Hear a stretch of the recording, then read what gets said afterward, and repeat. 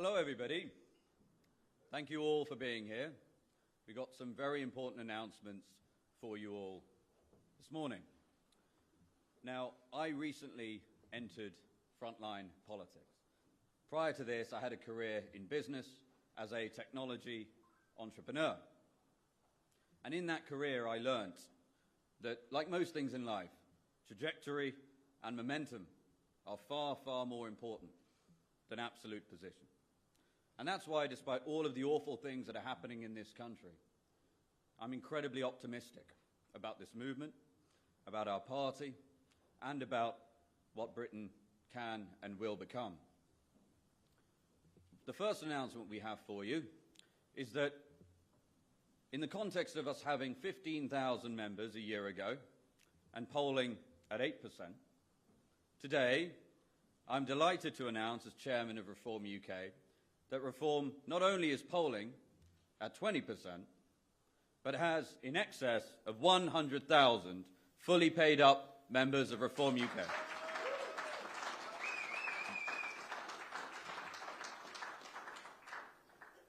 Why are people joining this movement in such vast numbers? Our support all over the country is overwhelming. I'll tell you why.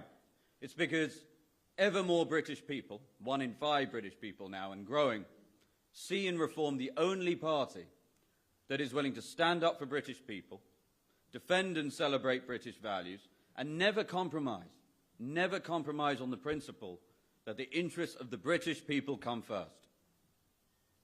And that means securing our borders. It means ending the population explosion, and you'll have seen those shocking immigration statistics that Nigel will talk about shortly. It means ensuring that, firstly, the laws of this country are enforced and applied, but secondly, that they are enforced and applied evenly, with no group getting preferential or inferior treatment. It means getting the bureaucratic state out of the way so that we can unleash the dynamism and talent and hard-working British people. We need to cut taxes. We need to ensure that tens of billions of pounds of hard-working British taxpayers' money is no longer spent on citizens of foreign countries, while British pensioners who are paid into the system their whole lives are forced to freeze, while our farmers are being forced to sell their land, while hard-working British taxpayers are taxed up to their eyeballs, all while British public services like the NHS stand on the brink of collapse. All of this is the result of 14 years of Tory rule.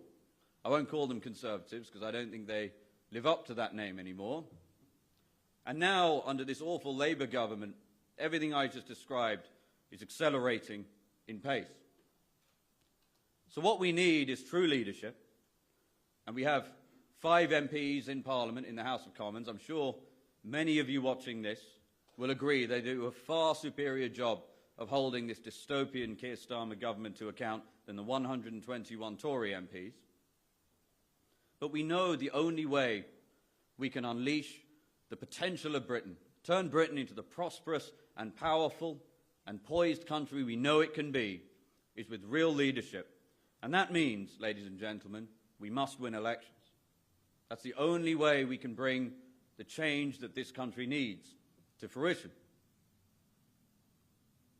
Nigel asked me to become chairman in mid-July, and he gave me the mandate of professionalising this party. He said, we need to harness, and we all know this, we need to harness the extraordinary enthusiasm that exists for Reform UK all over the country and turn that into votes at the ballot box, because that is the only way change arrives. And in that time, in those 4 months, we've gone from 69,000 to 100,000 members. We had a remarkable conference at the NEC in Birmingham. And regardless of your views on the political spectrum, I put it to you that it was the most professional, impeccably produced conference of all of them this year. It was certainly the only one with pyrotechnics. It was imbued with an extraordinary energy and optimism. And Nigel talks about this a lot. that on the one hand, we are clear-eyed at reform about the challenges at hand, the scale and the magnitude of not just what reform needs to achieve, but also from where the country must first recover and then gain and soar to new heights. So therefore, reform supporters, reform voters, reform members, all 100,000 of them, are simultaneously deeply concerned and clear-eyed about the challenges the country is facing, but also unbelievably optimistic about where this country can be for us, our children, and their grandchildren.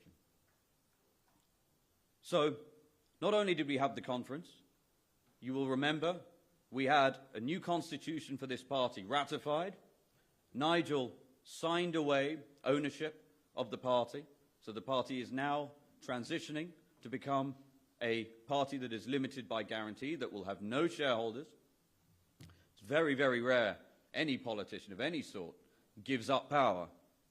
Nigel did just that, because he understands how important this is. And for the next phase of our journey, as we embark on the mission, which we will fulfill, of becoming the next party of government, we know that we need to demonstrate to the British people that they can trust us.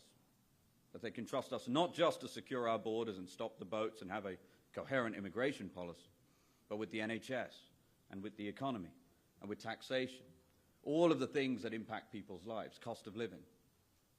So we've done that already, and we are in the process now of completing that process with the Electoral Commission. It'll be done in the new year.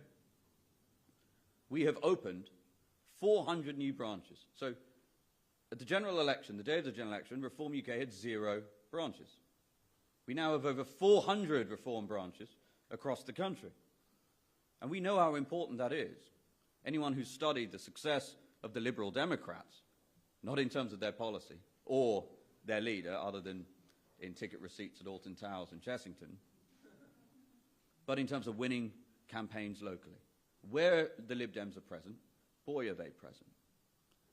And that's what we're focused on, is ensuring that the ground campaigning capabilities that at this party were largely non-existent, despite extraordinary enthusiasm, the processes and the systems and the technology just didn't exist. That is what we're assembling now. And we know we have, sitting right beside me, the most impactful and effective, and in our view patriotic, political leader of our lifetimes. We know we need an effective ground campaign to fulfill our mission to become the next party of government. That's what the branches do for us. And then look at the polls. And look, polls are one thing, winning is another. But as I said, a year ago we were at 8%. We're now at 20%. And one of the things that I actually find really interesting, having come quite newly to politics, is, you know, in technology and in business, you're generally trying to look at time horizons of 5 to 10 years and thinking about what does the world look like there. In politics, I found that people can barely look beyond today, let alone next week. And so 8% a year ago to 20% today, 15,000 members a year ago to in excess of 100,000 today. One doesn't need to be a Nobel Prize-winning mathematician to extrapolate that and consider where will reform be in a year, where will we be in 2 years and 3, and at the time of the next general election. So I'm incredibly optimistic. I'm incredibly enthusiastic. I've met so many of those members across the country, so many supporters. And by the way, if you're watching this at home and you support us, please go to our website and join. It really means a lot. Memberships cover almost all of our cost base as a party, and it's way, way low, I can tell you, than it is, for example, for the Tory party and the other big parties. We do an extraordinary amount with very little. And that's why we are the People's Army. Because we rely on enthusiasm and patriotic people to achieve our objectives. So I'm now going to hand over to a man who, according to an Ipsos poll just a few days ago, more British people have a favourable view of Nigel Farage than any other political leader in this country. And we are just getting started. It's an honour to be the chairman of this party. It's an honour to be able to announce that we now have 100,000 members and growing at a rate of knots. Outside of a general election period, by the way, a time when apparently no one really cares about politics, and history shows political party memberships generally don't grow. By the way, if you're talking about the Tory and Labour memberships, those have been in decline. We would argue the Tory party membership is in terminal decline. We have all of the momentum. And the man who leads us on that journey, the man who inspires all of us, and the man who will lead us on the mission to become the next government of the United Kingdom, Mr. Nigel Farage.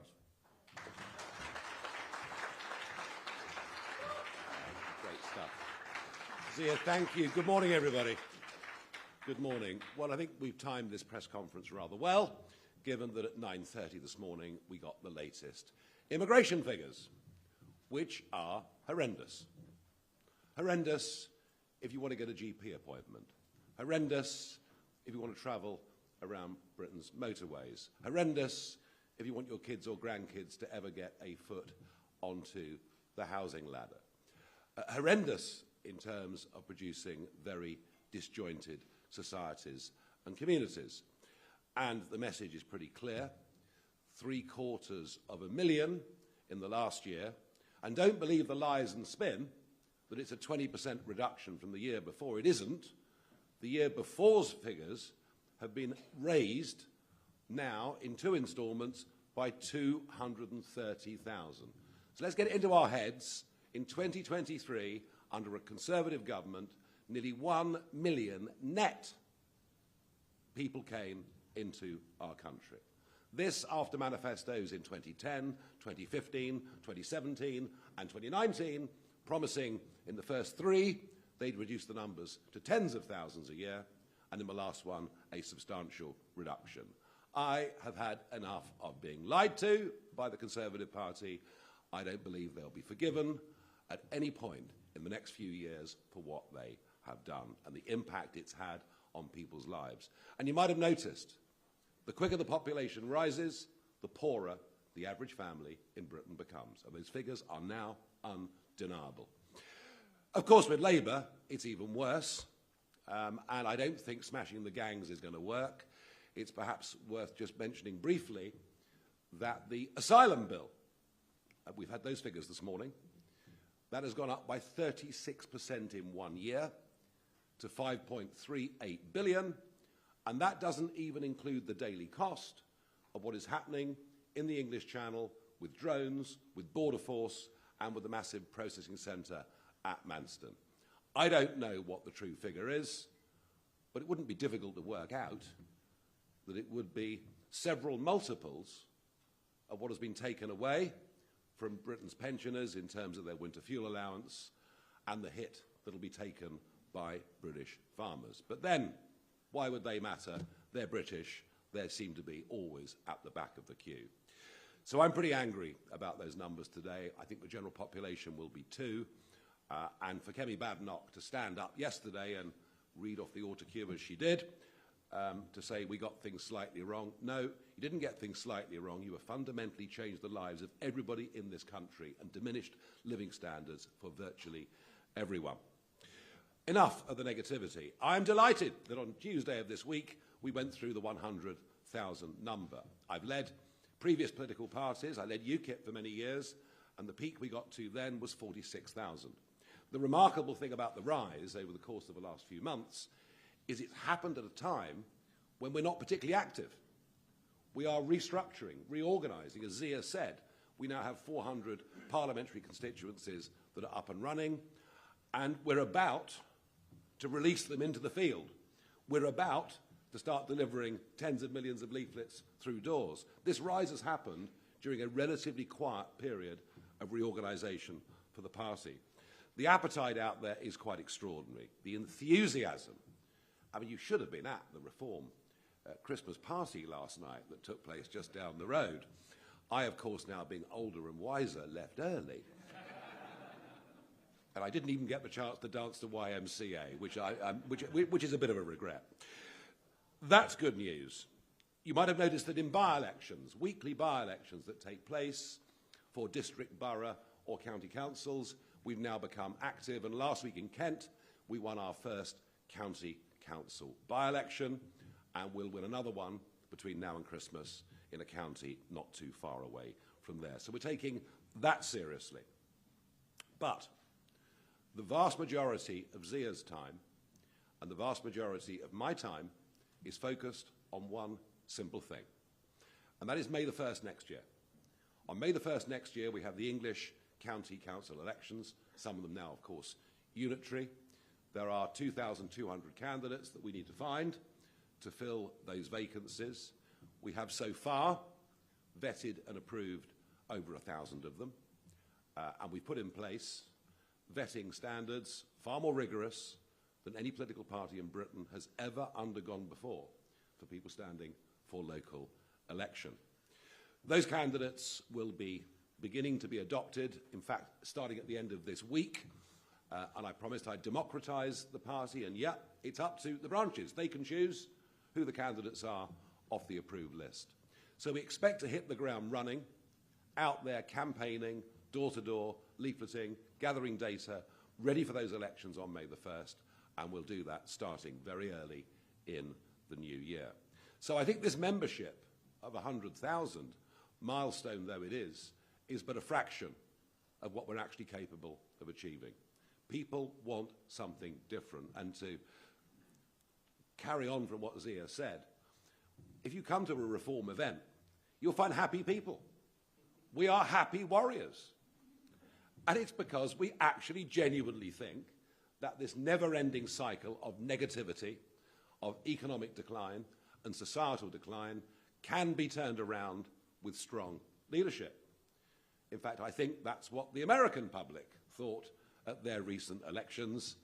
And boy, am I looking forward to my new friend, Elon Musk, taking on the administrative state in America. It may well prove a blueprint that perhaps we can use if things go well after 2029. There's one other number I want to point out to you, and that is my personal TikTok account, which last week went through 1 million followers. And we get tens of millions of views on my TikTok account every single month. 2/3 of that million are under the age of 35. Half of them are under the age of 25. Something remarkable is happening with Gen Z. And it's not just happening here. It happened in America at the last election, where Trump got 44% of the under 30s to vote for him. Something that was unthinkable in 2016 and 2020. And it's happening across much of the rest of Europe too. A lot of those that seem to support me are 16 and 17, which is perhaps why the Labour government have decided not to lower the voting age. I put forward as a suggestion, I don't know. But there's something very exciting happening, and what we have to do is to turn that enthusiasm into people that actually register and go out to vote, and it's going to be one of the main jobs that Zia and I have over the course of the next few years. So I'm very pleased with the progress that we've made. I think there is a feeling, 2/3 of the British voting public, 2/3 say they would like a proper alternative to vote for, not just the main two that have been around for the last 105 years or so, and we intend to fill that gap. This time last year, I was in the Australian jungle, and my thoughts were very far away from re-entering the political fray. I thought, well, at last I've got a big payday, and I can enjoy life, but I just couldn't stand by and watch Brexit be squandered in the way that it was by the Conservative government. None of the potential advantages that it was offered, other than foreign policy, frankly, have been taken up. We've got self-government back. Now we need the right people in charge to deliver it. People that actually believe in a nation, believe in their people, and are unafraid to take on the centre-left consensus that so dominates all of our public services in this country, including, sadly, our educational establishment. So, to make it clear, we believe in Britain. We've only just started, but we are on our way.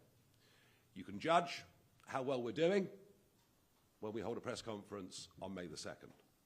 But I believe we're going to win a very large number of county council seats up and down this country. Now, we said that when we hit 100,000 members, the lucky winner would go out for a pint with Lee Anderson. Now, I fear that was deeply inaccurate. The use of the singular strikes me as being very unlikely with Lee. And by sheer coincidence, the 100,000th member happens to be a former Conservative Member of Parliament. Who'd believe that? Isn't that extraordinary that it should have worked out that way? Her name is Dame Andrea Jenkins. And not only is Andrea joining the party, but after an internal selection process, she has now been selected as our candidate, and she will run to be the newly created Mayor of Lincolnshire on May the 1st next year, and I believe she has every chance of winning. Dame Andrea, I hope you're here.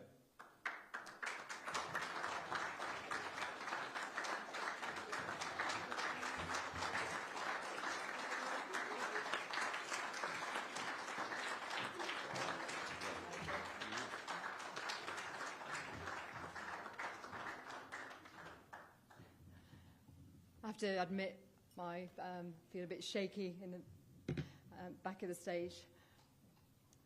Today, I've joined the party of the brave. Our once great country is at a crisis point. Labour's record speaks volumes already, you must agree. They have compromised our British territories, fleeced our farmers, and they're punishing our pensioners. Their policies are anti-business, anti-aspiration, and detrimental to all that we hold dear as a country. In the past 5 months, as we've seen, our British people have been locked up for expressing their opinions, while real criminals are being released early onto our streets. This is not the Britain that we deserve. But in times of crisis, we need strong leadership. We need those patriotic, brave hearts to be a true voice for the people, and Reform is that voice. We need a party that champions truth, that stands up for the underdog, and that listens to the people. And this is why I have joined Reform.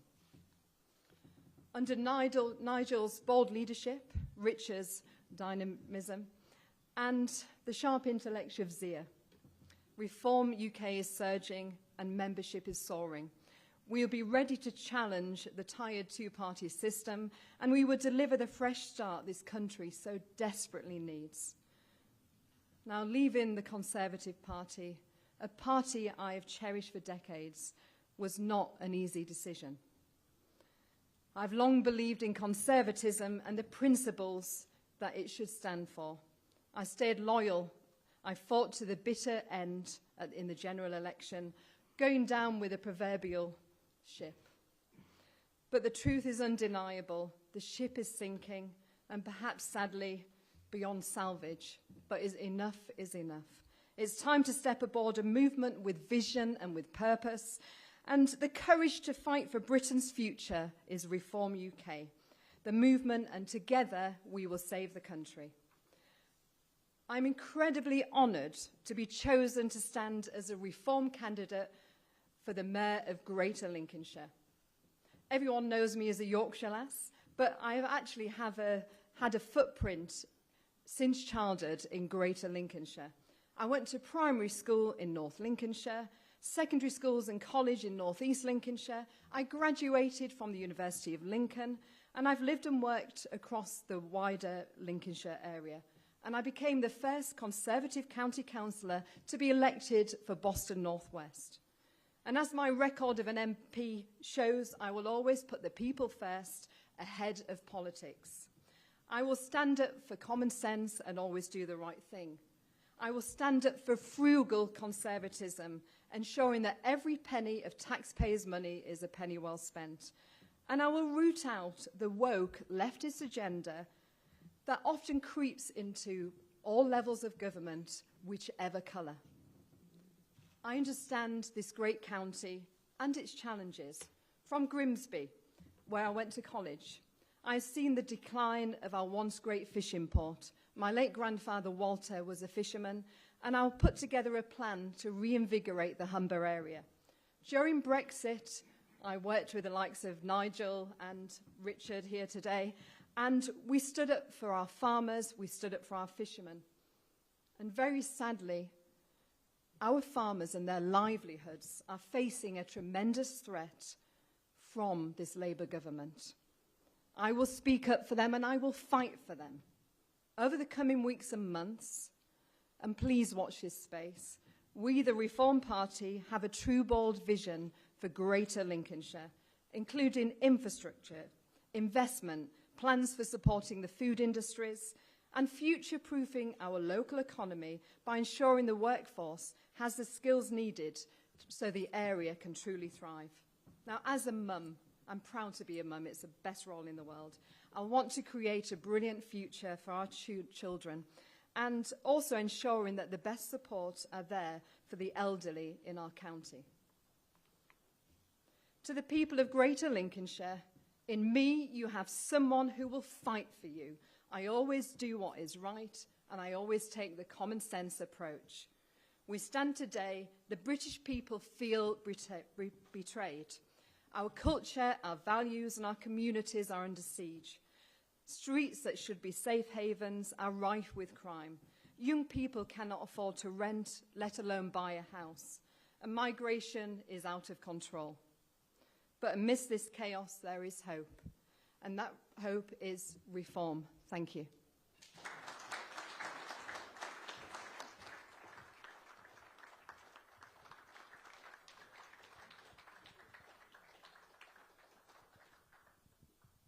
Okay, ladies and gentlemen, we will now move to the Q&A portion of this press conference.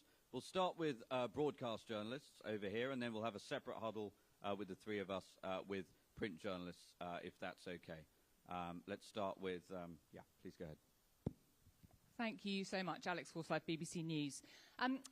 You've talked about wanting to be a party of government by 2029. How many councillors do you need to get elected in the May county elections to be on that trajectory and at the Senedd elections in 26? Can you put a number on what success looks like? And Andrew Jenkins, if I may, how long have you been thinking about joining Reform UK, given you had a picture of Nigel Farage on one of your election leaflets when you were a Conservative candidate?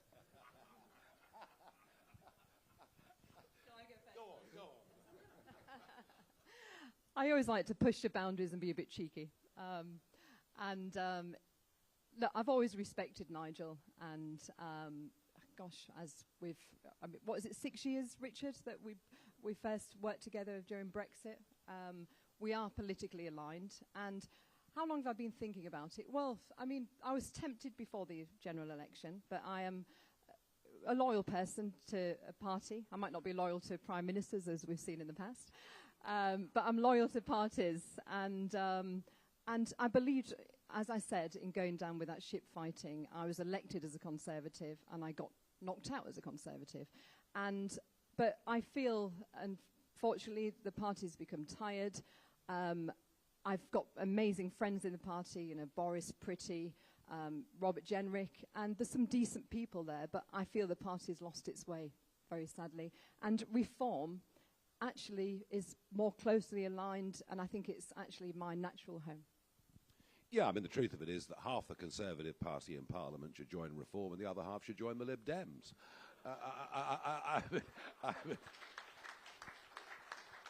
I mean, they are hopelessly split on everything. You can see the internal bickering and infighting hasn't changed one little bit. So, you know, they are literally, the brand is broken, the product doesn't resonate with the general public, and what we're going to do, we're going to replace the Conservatives as the opposition force to Labour as the next general election comes along. And I'm not just sitting here saying that. I haven't come out of semi-retirement for fun. You know, I didn't need to do this. I'm doing it because I genuinely think that once every 50, 100 years, there comes along, whatever the political system, and yes, of course, we've got first past the post, but once every 50, 100 years, there comes along that moment where sort of epochal political change can happen, and I think we're at that moment right now. To answer your question, I'm following the Paddy Ashdown model. You know, Paddy Ashdown was that dynamic leader of the Lib Dems who understood until you'd won a significant number of district council seats and county council seats, you weren't even in the race to win parliamentary election seats or by-election seats. That was the model that Ashdown built for the Lib Dems through the 1990s that finally got them into a coalition government in 2010. That is very much the model that we're following. You mentioned the Senate elections. I think our prospects there are remarkably good. We've got some very high caliber people coming on board in Wales, which we'll let you know about over the course of the next few months. And Scotland. I mean, Scotland, where UKIP really didn't trouble the scorer. We managed to get one MEP under the D'Hondt system in the European elections and one for the Brexit Party too in 2019. But beyond that, we never really challenged to win seats at Holyrood. But you'll see, I mean, last Thursday, there were 3 council by-elections in Glasgow. Glasgow, our second weakest part of Scotland in the general election. And there we were polling, 13%, 12.5%, 18% in those local council by-elections. And I think that one of the things that will change radically over the course of the next few years is the scales are beginning to fall from the eyes of businesses and of the public, that we are living through an industrial massacre, Luton this week just being the latest example, this religious obsession with chasing net zero targets is giving consumers the most expensive electricity prices in Europe. It's giving our industries the most expensive electricity prices in the world. And Miliband's mad plans, which only really follow on from Theresa May and Boris Johnson.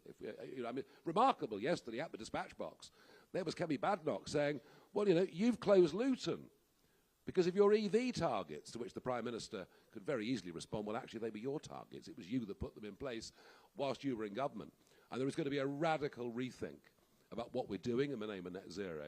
And so I'm pretty optimistic we can do well in Scotland too. So the answer to your question is lots. Yes, we have to win a lot of council seats next year. We have to win, and yes, it's going to have to be in the hundreds to be credible. Is that an easy thing to achieve? No. Are we going to do it? Watch this space. Yeah, please. Hi. Thank you, Beth Rigby from Sky News.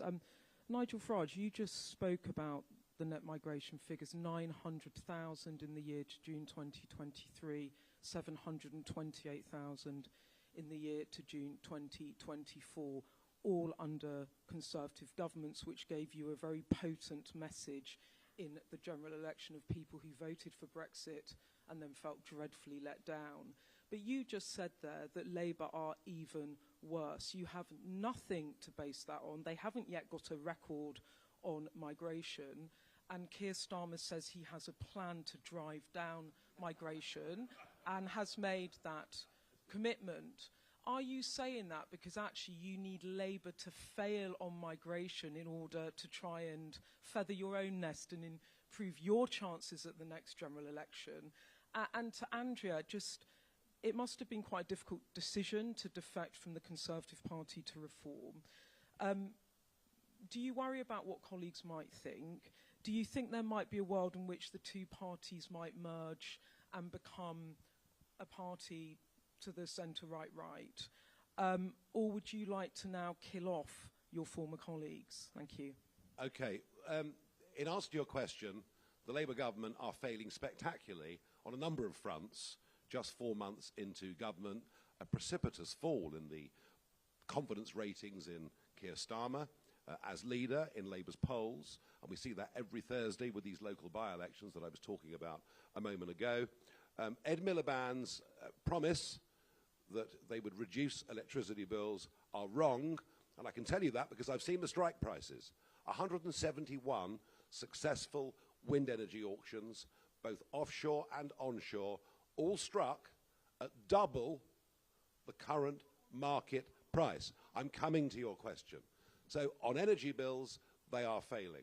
On migration, what I can tell you is the incoming Labour government said there would be fewer cross-channel migrants going into hotels.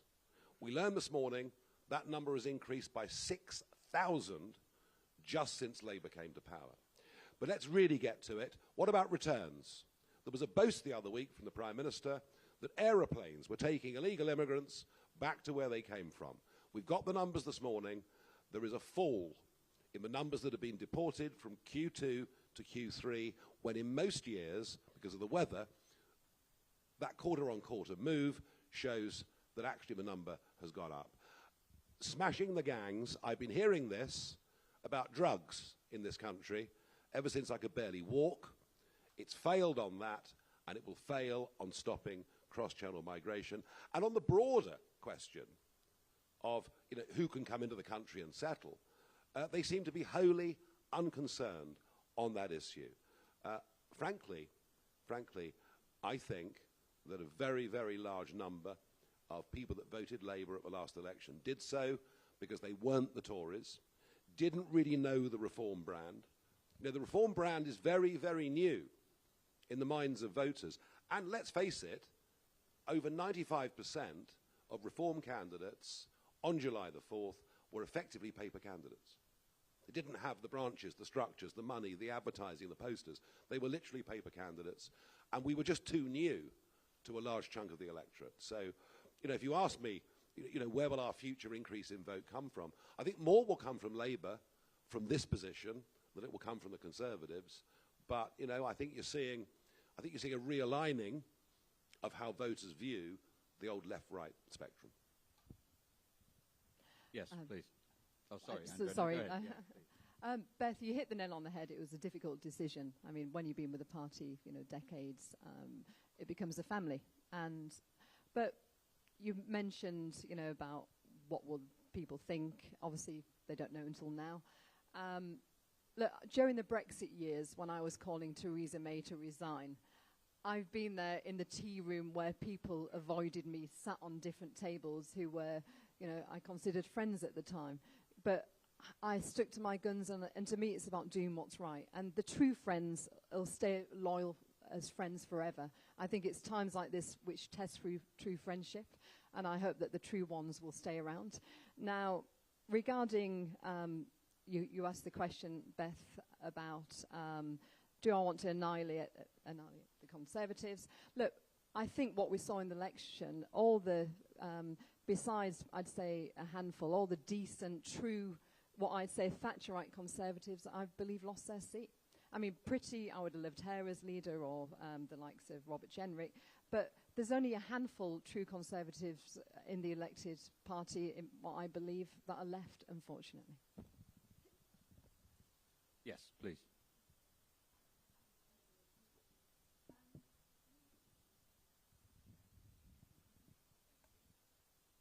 You say you want to be the next party of government. The Conservatives laid out a sort of broad framework yesterday for their plans for immigration. Can you give us a bit more detail on what your immigration policy would be if you were the next party of government? And just one other quick question. Are there any other Conservative or former Conservative MPs up your sleeve? Yes, I mean, Kemi Badenoch read off an autocue yesterday in a rather robotic fashion, making no specific promises of any kind at all, other than what I'm going to do will be even tougher than leaving the ECHR. They shall be the terrors of the earth. I mean, it was that kind of speech. Look, the Conservative Party had a choice.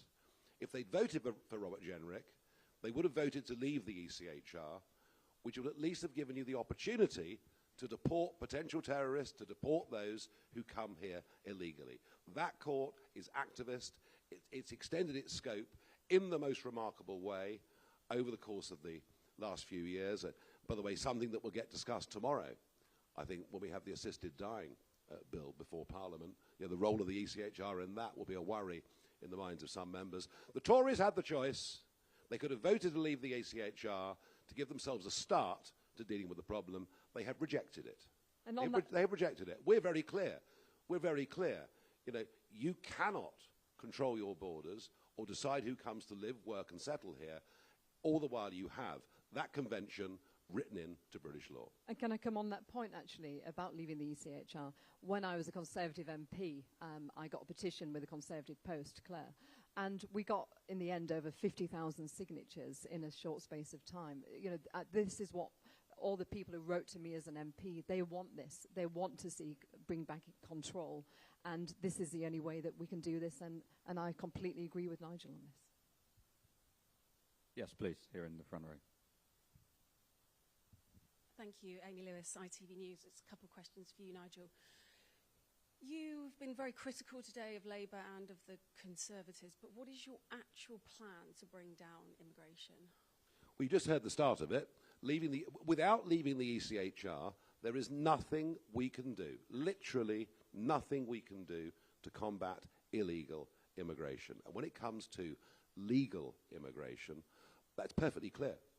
That the more low-skilled people we take into Britain, the poorer the rest of the population gets. Do you know, in 6 of the last 8 quarters, GDP per capita has fallen, whilst net migration figures have legally reached the highest number ever. The link is clear. We have to drastically reduce the numbers coming into Britain. We have to set skills levels that are very, very high. If we do have shortages in other sectors, then we'll give time-dependent work permits only. You know, not the right to come and I mean, as Kemi campaigned for students to bring your mum and all the rest of it. So there's many things that can be done to get the numbers down.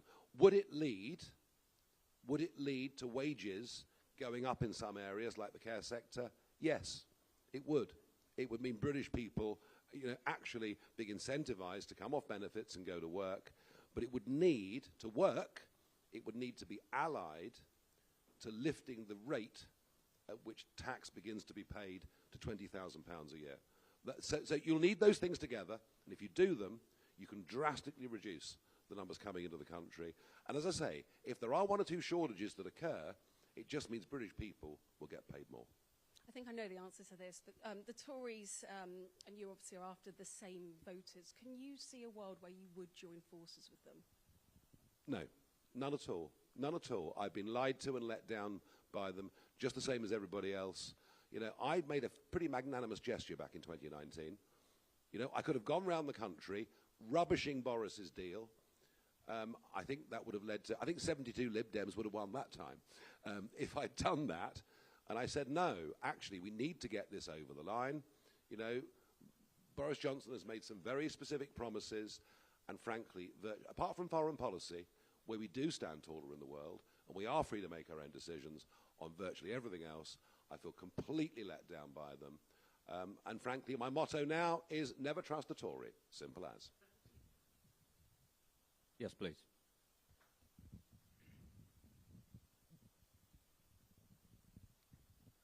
Hi there, Paul McNamara, Channel 4 News. You've reached 100,000 members. It's significant. It takes millions, though, to win a general election. Typically, those millions are sought from whichever side, reaching out to the centre ground. Are you going to be making a pitch to reach out to the centre ground, or are you going to be relying on politicising people who have never voted before? There is a very different centre ground out in the country than the so-called centre ground in mainstream media, the civil service, members of parliament. They're 2 different centre grounds. And I watched that yesterday. I watched that in the debate on Luton yesterday, where the heretic, Richard Tice, where's he gone?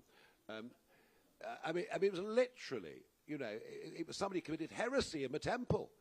This debate had been going on for an hour about, isn't it terrible, all these poor men have lost their jobs in Luton.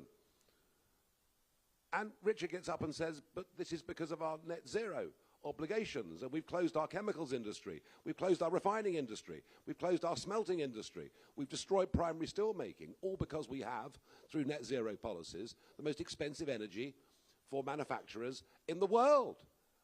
And I mean, you'd have thought Richard was on a completely different planet. I mean, they looked at the poor chap. I'm surprised men in white coats didn't come. But if you go out into the country, you know, are people concerned about the environment? Of course they are. Of course they are.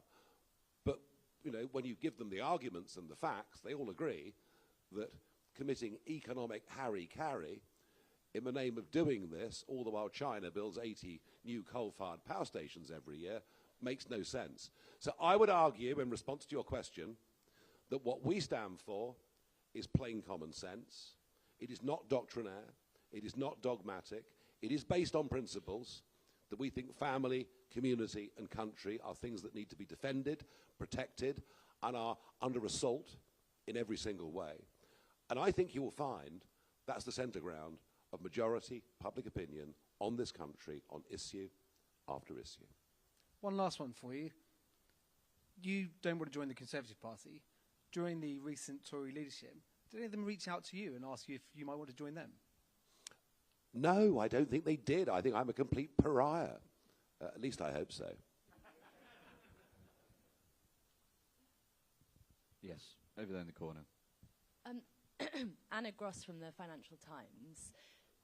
How do you think that your relationship with Donald Trump and your kind of blossoming relationship with Elon Musk might support your ambitions to professionalise the party? And do you have any sense from them that they might lend their support later down the line in any form?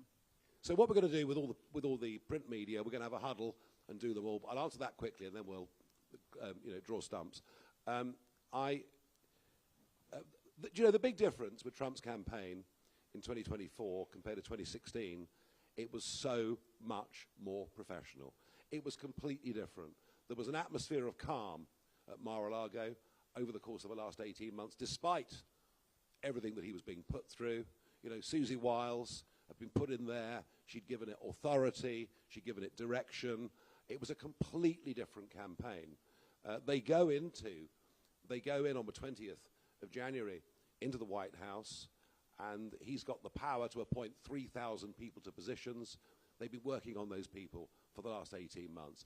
I've seen what professionalising the campaign did for Trump, and it was a big success. And the reason I've got people like Zia now working for me is that's exactly not what we're going to do, it's what we are doing now with this party. And two other quick points on Trump, if I can. One, it wasn't just Donald Trump they were voting for. Yes, he was the towering figure, but on one side was Robert F. Kennedy, on the other side was Elon Musk. He presented a much broader front than just the one man to the American people, and that's very much what I want to do with reform. You know, this is not going to be a one-man band just with me up the front. You're going to see you're seeing a couple of them today, prominent figures that'll be up there. What he also did was put together a remarkable coalition of voters, with a big rise in the black vote for Trump, an even bigger rise in the Hispanic vote for Trump. And I'll just leave you with this thought, that in the last general election, more members of what they call the BAME community voted Reform than voted Liberal Democrat. And I think you're going to be very surprised when you see the coalition of people that we put together. There were 500 people last night at that London Christmas party. And if you'd gone round the room and looked at the age profile, looked at the different kinds of backgrounds, I think you'd have been very, very surprised. And are Trump and Elon going to support me in the run-up to 2029? Well, that's what friends are for, isn't it? All right, ladies and gentlemen.